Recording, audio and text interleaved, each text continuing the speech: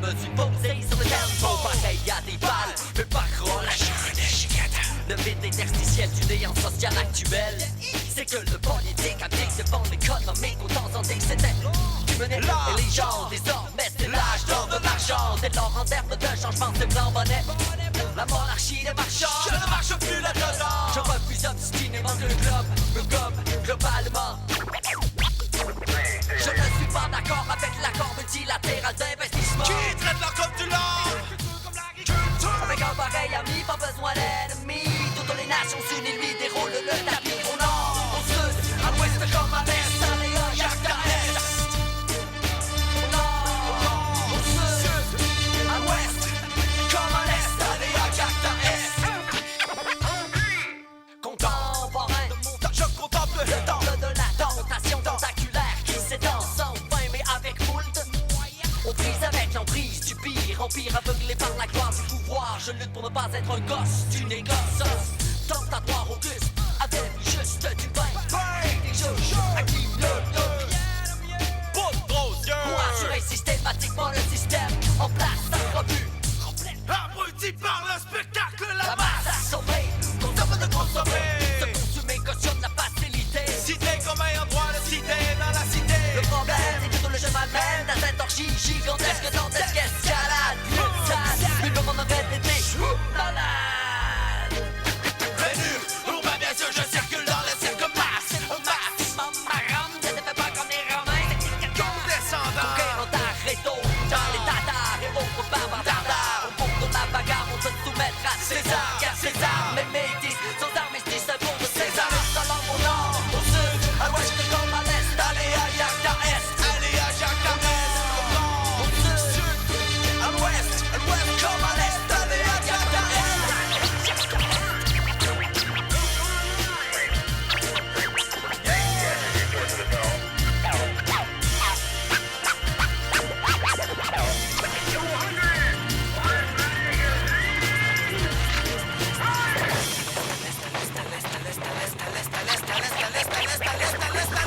À l'instar de Spartacus, j'en appelle à tous les gus qui se sentent sans ascendant sur le sens de leur existence. Esclaves, vaches, Spectateur, spéculateurs.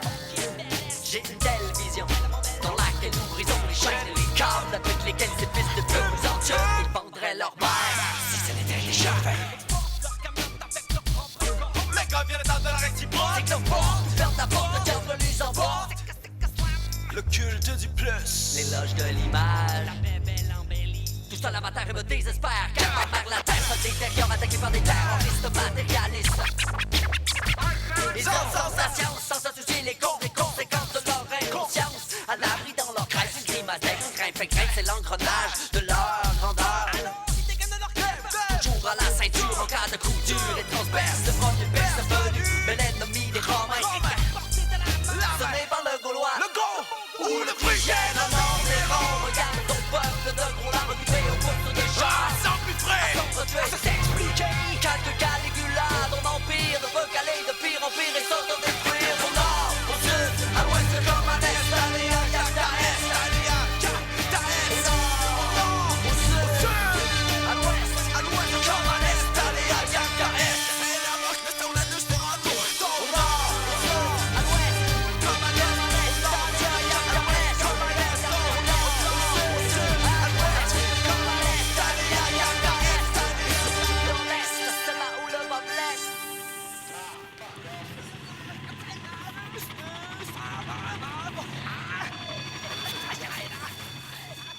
Abruti par le spectacle, disent les locolocaces bien loquaces comme d'habitude.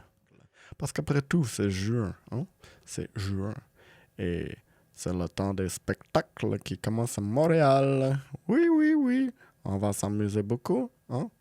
Abruti par le spectacle, dit locolocasse. Et il y a de quoi être irrité. Non, mais yo. Non, imagine-toi être tout nu avec un nez rouge traversant une foule de perdus en quête de viande fraîche, dont les yeux sont arrachés de tous bords, tous côtés par les images. Il y en a un qui te mord soudain avec le mot chien. Le mot chien mort, à cause de la canine, du regard, puis de la tension en éclair de la silhouette. Toute l'attitude mort. Mordu, il y a de quoi se mettre à se décrocher la mâchoire tout croche pour un cri qui te traverse le corps comme un vent de glace, non? Basculer des demi-ouvertures d'épaule à travers la foule, traverser, crisser son camp d'Hélas Vegas, puis ses maisons d'horreur, jusqu'à temps que les nerfs te relâchent quelque part, bavant, les images déchirées de ta rétine en papier. Non, mais il n'y a pas de quoi être en crise contre la société du spectacle, non?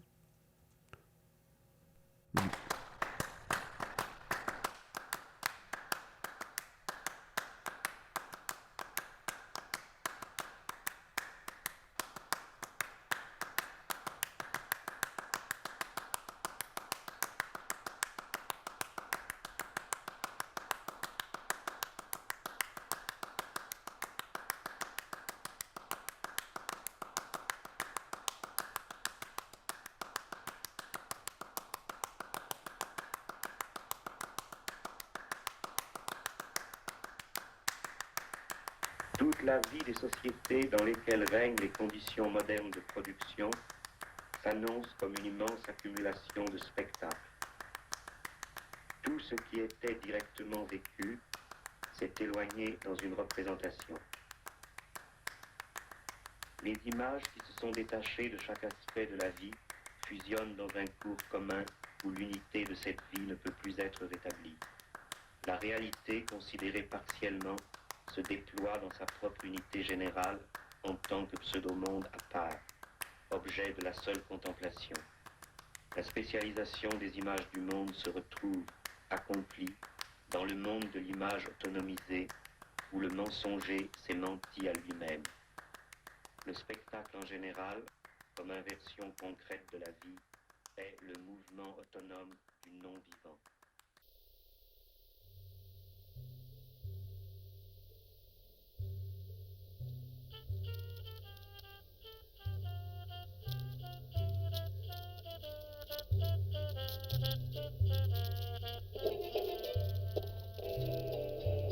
Du fait même que ce secteur est séparé, il est le lieu du regard abusé de la fausse conscience.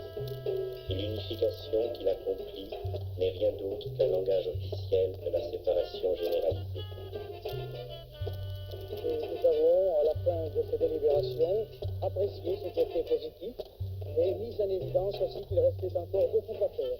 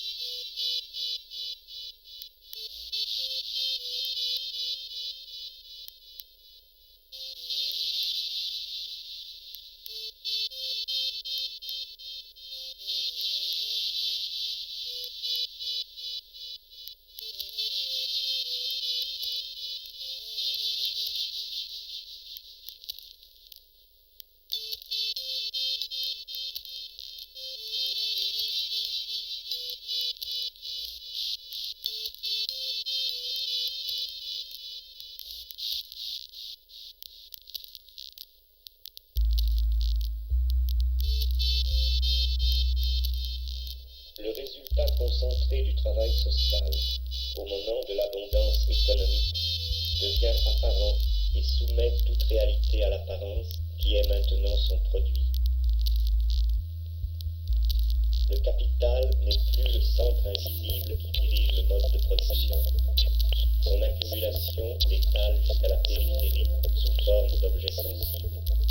Toute l'étendue de la société est son portrait.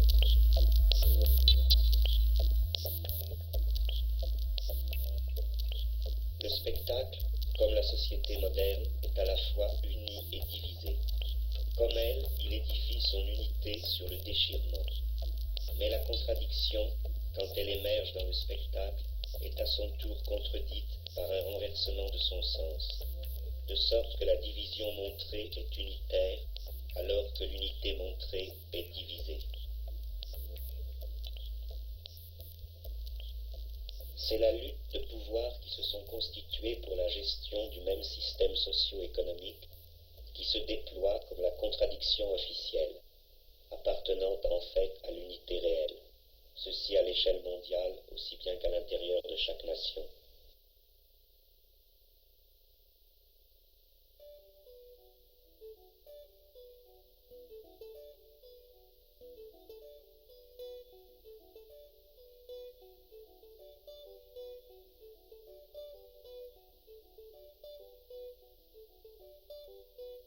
Dans l'image de l'unification heureuse de la société par la consommation, la division réelle est seulement suspendue jusqu'au prochain non-accomplissement dans le consommable.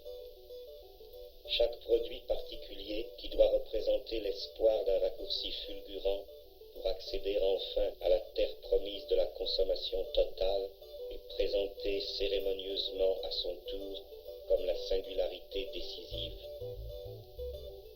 Mais comme dans le cas de la diffusion instantanée des modes de prénoms apparemment aristocratiques qui vont se trouver portés par presque tous les individus du même âge, l'objet dont on attend un pouvoir singulier n'a pu être proposé à la dévotion des masses que parce qu'il avait été tiré à un assez grand nombre d'exemplaires pour être consommé massivement.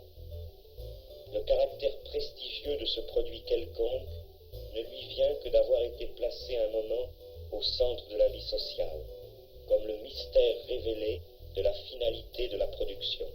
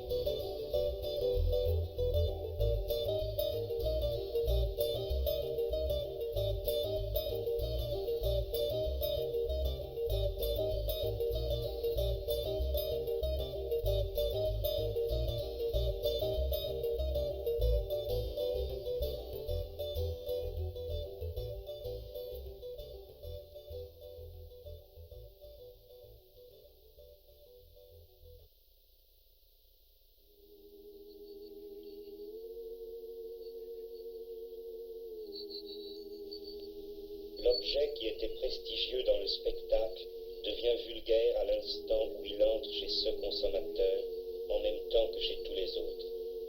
Il révèle trop tard sa pauvreté essentielle, qu'il tient naturellement de la misère de sa production. Mais déjà, c'est un autre objet qui porte la justification du système et l'exigence d'être reconnu.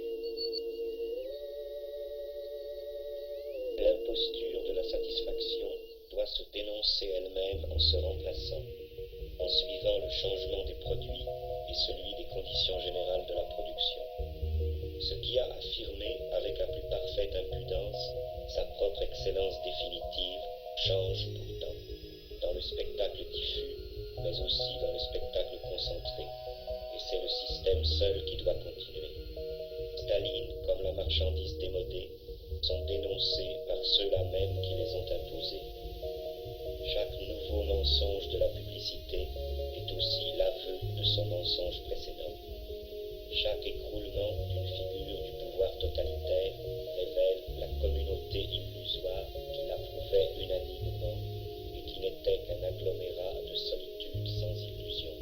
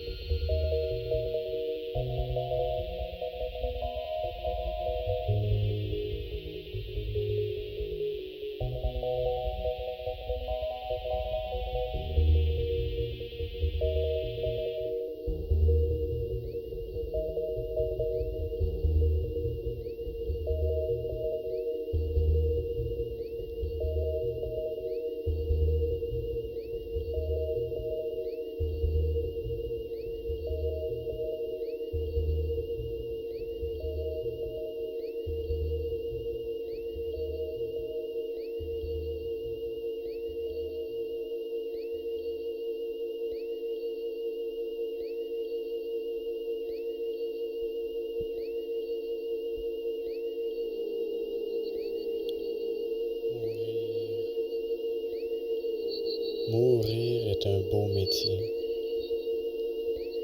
C'est ce qu'ils font, les gens. L'argent qui marche avec un pli au milieu du front. Tu ne lèves plus la tête en marchant. Tu connais les passants. Qu'ils passent.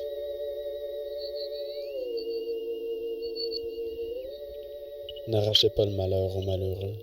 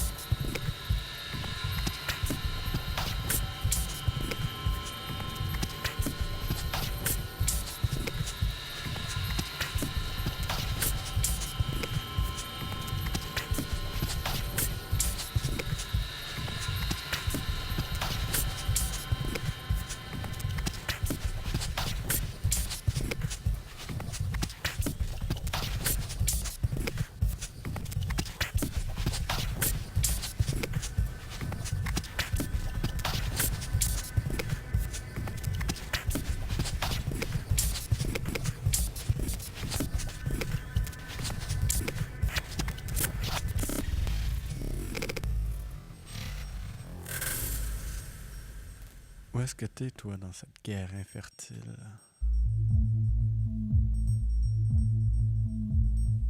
Veine non identifiée. Un chiffre oublié dans le décompte.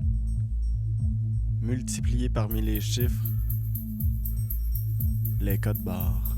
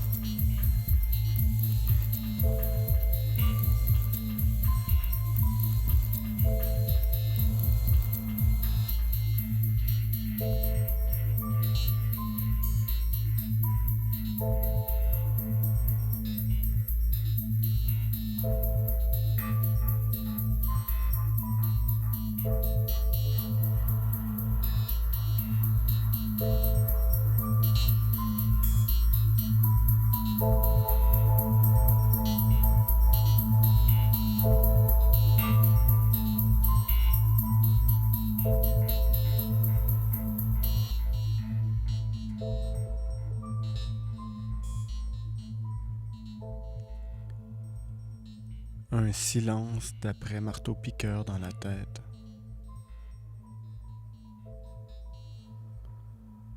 Pour aider à avaler une blague transgénique et caoutchouteuse. Une farce d'images par des publicistes. Ouais, les publicistes nous farcent d'images par le trou des yeux. Ton subconscient déborde jusqu'à haute clairvoyance. Les autres, ils se tiennent pour dits.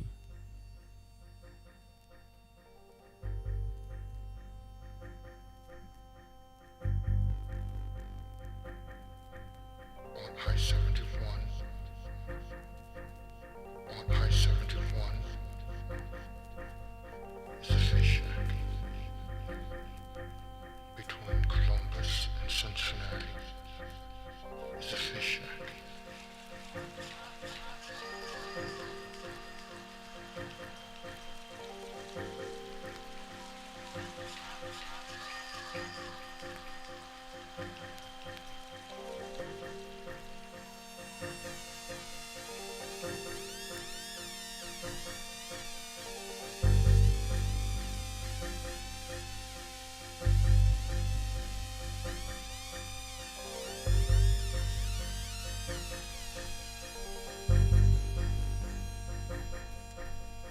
It's a fish shack, a fried fish shack. It's a fish shack, a fried fish shack. It's a fish shack, a fried fish shack. It's a fish shack, a fried fish shack. It's a fish shack, a fried fish shack. It's a fish shack, a fried fish shack.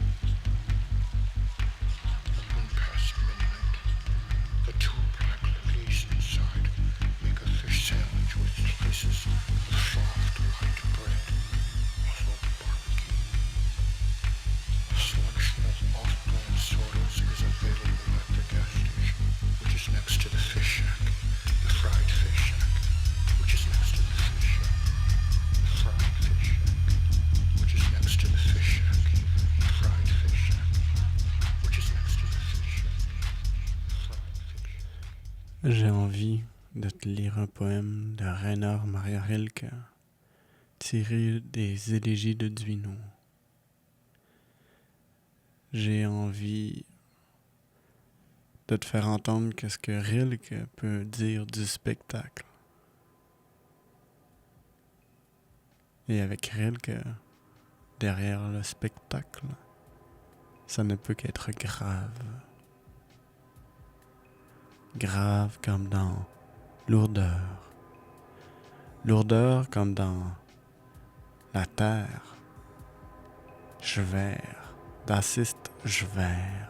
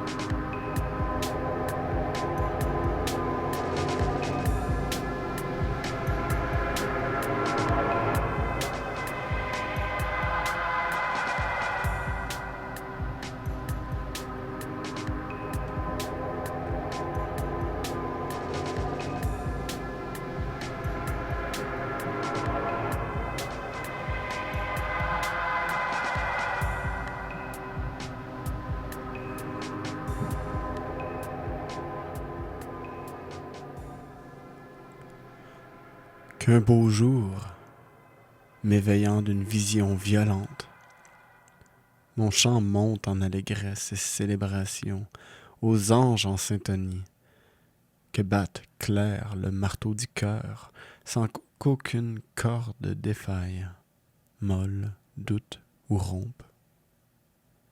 Qu'un torrent de mon visage me rende plus éclatant, que mon imperceptible pleur fleurisse. Alors, ô nuit, comme vous me serez chère, ô affligée, ne vous ai-je pas accueilli à genoux, sœurs inconsolables? Que ne me suis-je pas enfoui dans vos cheveux défaits, plus défaits encore? Nous les gaspilleurs de souffrance, comme nous les anticipons, dans les longueurs tristes, qu'elles finissent enfin. Oui, mais elles sont notre feuillage hivernal, notre sombre vers songe, un des moments de l'année secrète. Pas juste un moment, mais lieu, camp, bivouac, sol, domicile.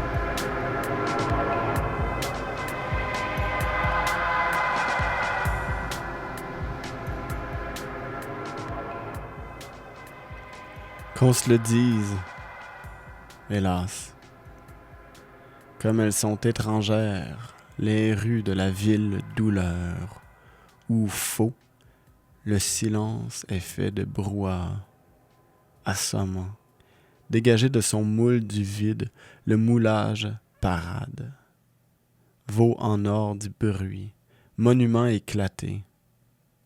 Oh, un ange foulerait sans trace leur marché des consolations, délimité par l'Église, acheté pour l'usage, proprette et fermée et frustrée, comme un bureau de poste le dimanche.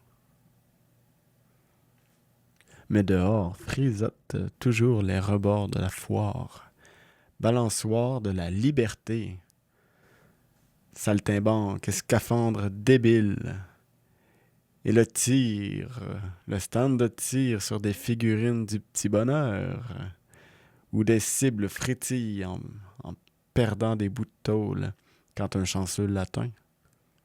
Il s'éloigne chancelant entre fortuit et fierté, pendant que les kiosques de toutes les curiosités achalent, bambochent ou pleurnichent. Mais pour les adultes, il y a mieux à voir. Comment l'argent s'empile. Anatomiquement, pas juste pour l'amusement. L'organe sexuel de l'argent. Tout, l'ensemble, le processus, s'en apprend et fait fructifier. Oh, mais aussitôt, en dehors de tout ça, derrière les dernières planches, collées de pancartes, pas de mort. De cette bière amère qu'ils ont l'air de trouver sucrée, les buveurs, en mâchant là-dessus des distractions fraîches, tout juste au revers des planches. Ah, tout juste derrière. C'est réel. Des enfants jouent, des amants se tiennent l'un l'autre, à l'écart, grave. Dans l'herbe maigre, et les chiens y vont de leur nature. Un homme est tiré plus loin, peut-être. Il est amoureux d'une jeune plainte. Il arrive derrière elle, dans le pré. Elle dit « Loin. Nous habitons là-bas, en dehors. » « Où ?» Et le jeune homme suit. Sa tenue le touche, les épaules, le cou. Peut-être est-elle de descendance noble. Mais il la laisse, revient, se retourne, fait signe. Pourquoi faudrait? C'est une plainte.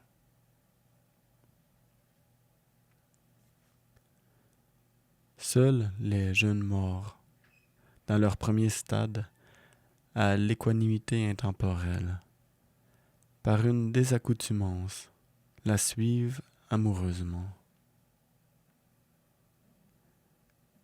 Les jeunes filles les attendent et deviennent amies avec, leur montrent doucement ce qu'elles portent. Perles de douleur et le fin voile des patiences. Avec les jeunes hommes, elle va silencieusement. Or, là-bas où elles habitent, dans la vallée, l'une d'elles, des plus anciennes plaintes, accueille le jeune homme quand il s'interroge. « Nous étions, dit-elle, une grande dynastie, jadis, nous, les plaintes. Nos pères opérèrent la mine là-bas dans la grosse montagne. Tu trouves parfois chez les humains une pièce taillée d'anciennes souffrances ou de l'ancien volcan, une colère pétrifiée et pleine de scories. En effet, ça venait de là. À l'époque, nous étions riches. Et légère, elle l'invite à travers les vastes paysages des plaintes. Qu'il voit les colonnes du temple ou les ruines de ses forteresses, où les princes des plaintes ont régné jadis avec sagesse sur le pays. Lui montre les hauts arbres en larmes et les champs de mélancolie en fleurs. Les vivants n'en connaissent que l'artisanat en tendre feuillage. Qu'il voit les bêtes de deuil à paître, et parfois un oiseau s'effraie et trace, pour les yeux au large horizon, au loin le graffiti de son cri esselé.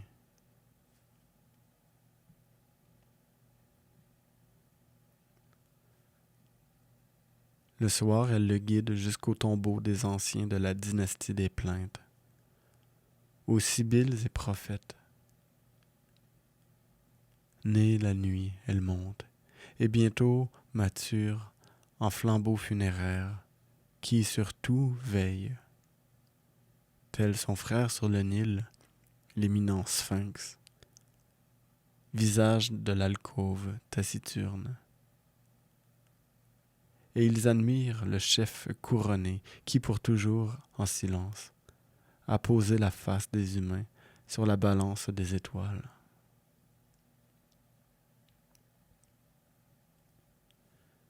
son visage incompris, au vertige d'une mort précoce, à l'observer, venue de l'autre côté de la rive d'Ipshent, une chouette est effarouchée,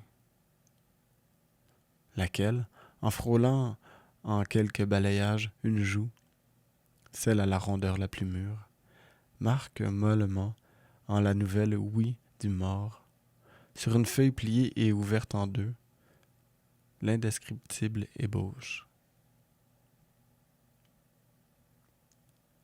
Et en haut, les étoiles, nouvelles, les étoiles du pays de la souffrance. Lentement, la plainte les nomme. Ici, regarde, le cavalier, le bâton, et la constellation la plus remplie, nous la nommons couronne de fruits. Puis, au loin, vers le pôle, balance. Allez, le livre enflammé, poupée, fenêtre. Mais dans le ciel du sud, pur comme à l'intérieur d'une main bénie, un clair éclatant M qui signifie les mers.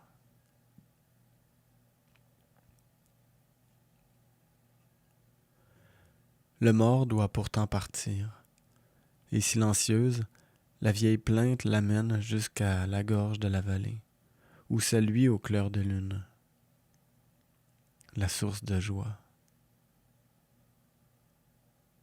En hommage, elle la nomme, dit, chez les humains, elle est le courant porteur.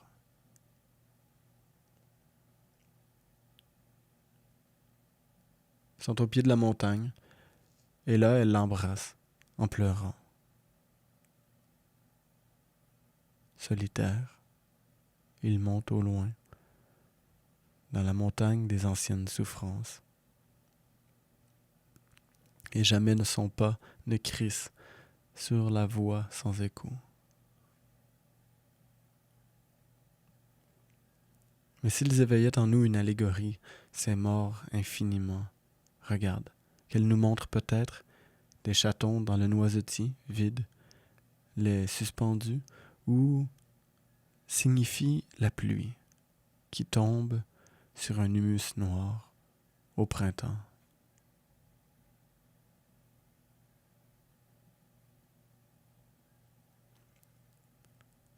Et nous, qui pensons à un bonheur en montée, éprouvons une émotion qui presque nous renverse quand un heureux tombe.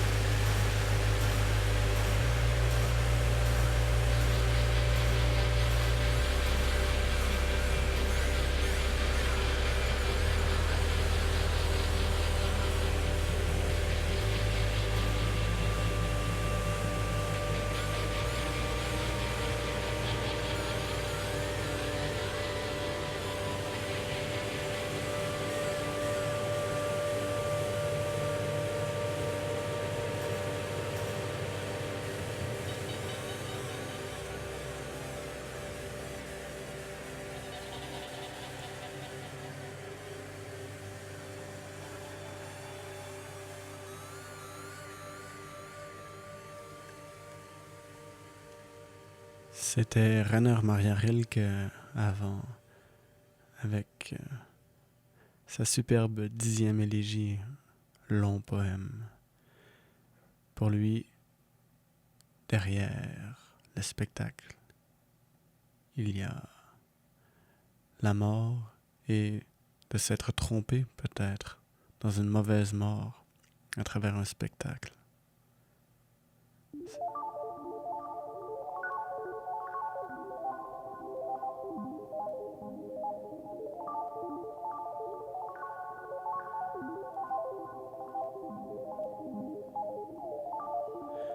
C'était Maelstrom pour Maelstrom, sur la marge.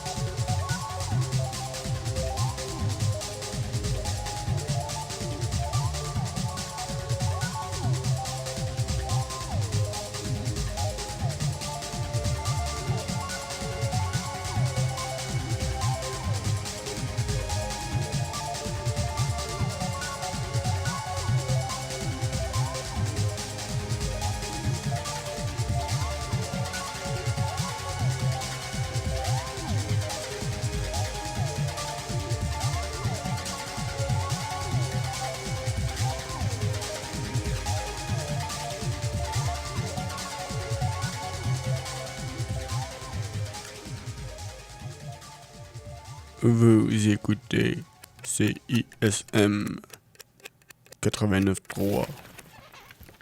La radio pas pareille que les autres.